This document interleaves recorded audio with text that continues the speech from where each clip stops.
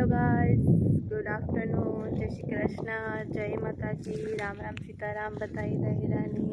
नमस्ते, राधे राधे, हर हर महादेव। तो तमारा बधाईનું स्वागत છે અનધર વ્લોગમાં। તો હમણાં તો કામ હે બ્લોગિંગ કરતી ન કરતી એના જે હું હતું તો કાલો આજ બ્લોગિંગ સ્ટાર્ટ કરી દઈએ ને હમણાં કાલુનું હાલે તલમાં પાણી વારવાનું કામ તો હવારી પાણી જ કરી હતી 2-3 કલાક પછી લાઇટનો વાંધો ઉતરવું બહાર થોડુંક જવાનું હતું બધાને કામકાજ હતું તે ગાતા હતી અટાણે પાછી પાણીની શરૂઆત કરી તો અટાણે ખેતરમાં ઉતરતી લાઈવ થઈ હતી થોડુંક ખાવાનું બાકી હતું તેવું કાલો બ્લોગ તને તમને મેલા નહોતું કે લાઈવ થઈને બધા એની વાત કરીએ કામ કરે કામ નથી કરતા ચાલો તમને બધાને તલ પણ દેખાના કેવા મસ્તી ના હે તોલી કરો પાણી તલે ના કરો જો તલ મસ્તી ના હે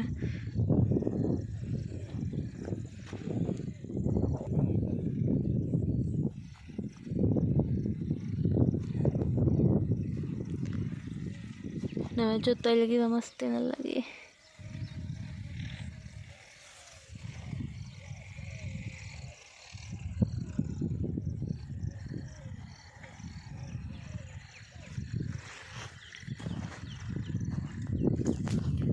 તમારે બધાને કામ વાવેલ થઈ ગયું છે ને જો મગમાં છે ને હિંગુ લાગવાનું સ્ટાર્ટ થઈ ગયું કે એમાં હિંગુ આવવા માંડ્યું તો એકવાર તલ ને હિંગુને મજા આવે કે હા તલમાં પાણી થવારી છે ને જરીક માટી જરીક શીકણી હોય ને તલમાં તો વધારે શીકણી થાય નાકા ઘડીકમાં વરે નહીં તો એ એક વાંધો રહે આપણે તલમાં ને જ્યારે તલ વટવટાને છે ને શીકણા બહુ હોય લેપરા બહુ થઈ જાય આખા મોં નાખું બધું છે ને આપ શીકણું લાગવા માંડે હા ને એવું મને લાગે શાયદ તો તલમાં 1-2 પાણી વારવાનું થાય તો આપણા તલ એકદમ રેડી છે હમણાં હે ને થોડું 2 દીથિયાની ઝાકર બહુ આવે તો આજે યુદ્ધ તું હાલો આજ તો તમને બધાને દેખાડા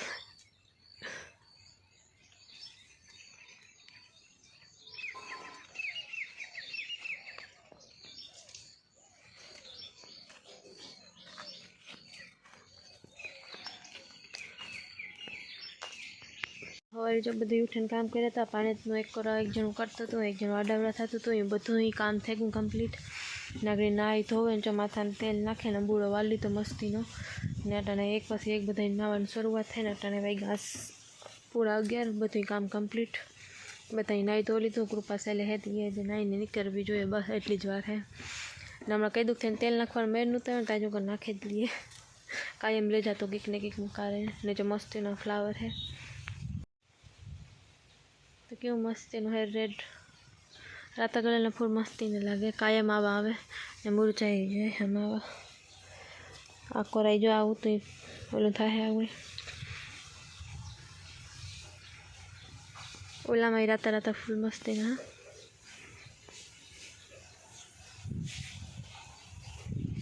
હવારે કેવી ઝાકર ઉતી નટાણતા જો મસ્તીનો હવે તરીકો નીકળે પડ્યો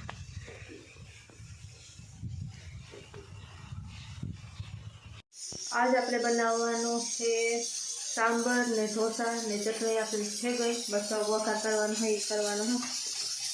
તો મેં આવે ને આમાં છે ને ગરમ પાણી દાળ ધોવે ને બાફવા મેલે દીધી આ ડુંગળી આપણે મોરે નાખી ટમેટા ને ગાજર ને મરચાં એ બધું મોરવાનું બાકી છે આમાં ચટણી તૈયાર થઈ ગઈ મરચું દહીં ને બધું નાખે બીન ધાણા આમાં કેટલીમાં આપણે ખીરું બનાવ્યું તો એ જો હવારે જો પેલું કરી નાખ્યું તો અત્યારે મસ્તીનું થઈ ગયું જેવું ખીરું ત્યાર આવે ને બાય એમાં બીજી બધી વસ્તુ વધારે પડે ગાજર તો જે ગાજર મોરણ રાખીએ બટેટા પડે રીંગણા પડે હરેકવાર હિંગુ પડે કદ્દુ પડે મતલબ મલકની તાજી વસ્તુ પડે તો આપણે એને 4-5 વસ્તુ નાખીને બનાવવાની ડુંગળી ટમેટું લીલા મરચાં ગાજર ને એ બધું નાખે તો આપણી દાળ બાફવા મેળ દીધી પછી કે મસાલો તૈયાર કરવાનો તો આજે મસાલો તૈયાર કરવાનો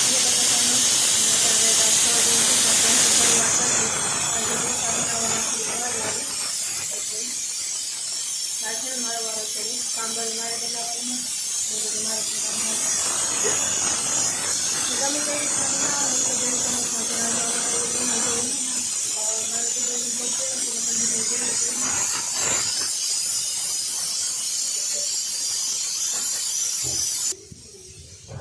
તો અંદર સીટી વાગતી તો અવાજ નહીં આવે તો કે મારા જે જૂના મારા વ્લોગ છે દુબઈમાં તમે એના રીતના જોઈએ જે અલગ રીતના જ બનાવી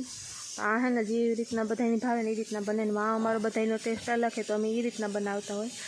તો ના બધી વસ્તુ નાખીને આ થોડીક વસ્તુ ઓછી નાખવાની કારણ કે બધાની વસ્તુ નાખીને ભાવતો નથી એટલે અમે એ પછી એ વસ્તુ કેન્સલ કરી ગાજર ડુંગળી ટમેટો મોટું ટમેટું નથી ને આપણી દેહી ટમેટા જ નાખીને કર્યું એટલે પછી આંબલી મગવી હતી મામો આગળ ગામમાં ગાતી લેવી છે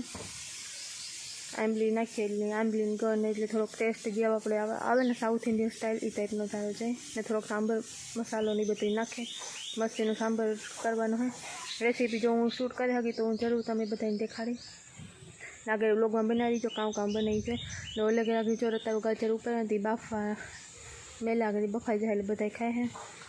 તમારે કોઈને ખાવા હોય તો આવે જ રતારું ગાજર આગળ જ ઉપાડ્યા ને એમાં જો ભઠ્ઠો કરીને હે ને બાફાઈ મેલે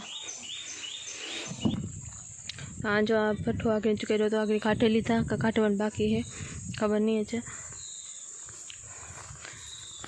તો હું હાલે હતા ત્યારે એટલે ફરી વારવાનું બાકી છે આજ બહુ કંઈ ઉઠતું નથી વાંક થોડાક કોક હે પાંદડા ના સાઈડ છે પાંદડા એ આગળ જોઈએ વારવાનું ક્યારેક વાવડો થોડોક ધીરો થઈ જાય તો વારી નકર ઘોર હોય પાછો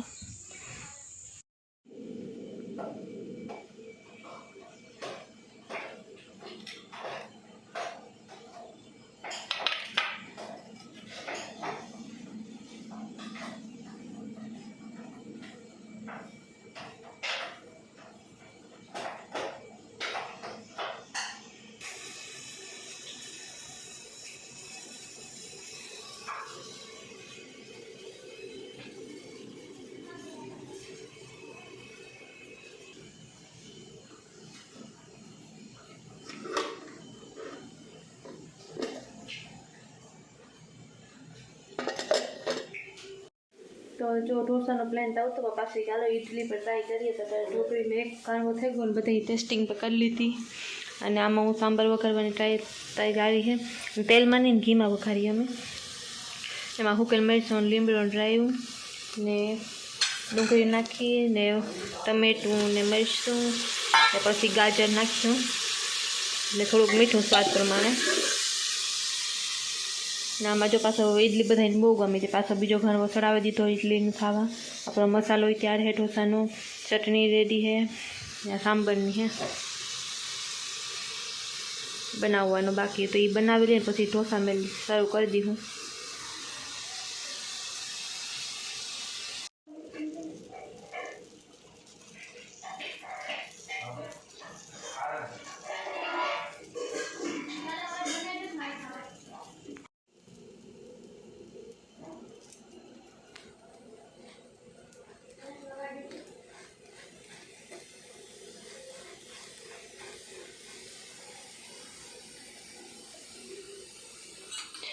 આપણો ઢોસો બને છે અહીંયા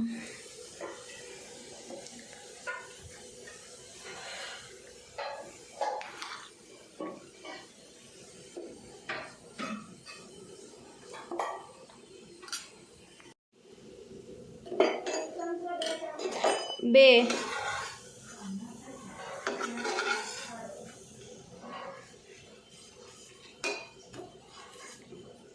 હા લોકોને ગરમા ગરમ જો ઢોસા ખાવા હોય તો આજ તો જો ખાવામાં જમાવટ આવી ગઈ ઇડલી ઢોસા સાંભાર ચટણી એવું બધું થઈ ગયું હતું તો